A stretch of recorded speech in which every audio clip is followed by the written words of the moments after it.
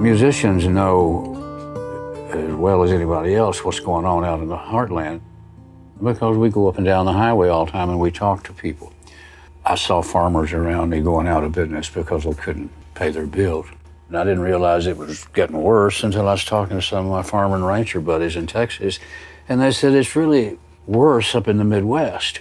I called some friends of mine, and 21 days later, we had our first Farm Aid. Thank you all very much, and welcome to Farm Aid, the concert for America. In 1985, things were, pretty bad. Farmers were trying to make up in volume for what they had lost in price, and it didn't work out. They were afraid that the government would come in and pick up all of their equipment and their livestock. The first Farm Aid really enabled farmers to see how much people cared. For people to feel that people are behind them, that is, I think, one of the really interesting things that Willie did, and Willie with his voice and all the other artists with their voices.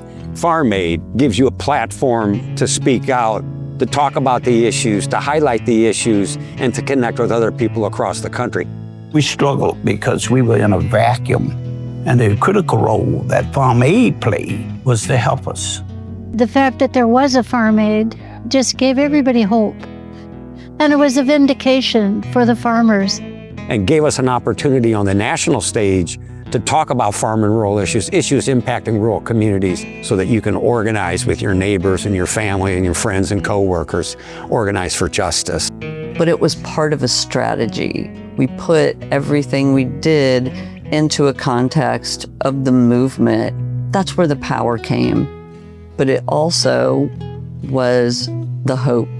Farm Aid is the support.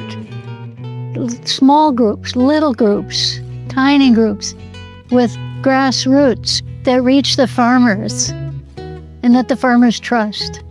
And the more we can build the connections and the power and the commitment to each other, the more we are going to have the potential to withstand this current crisis that we are in today and be prepared for it in the future.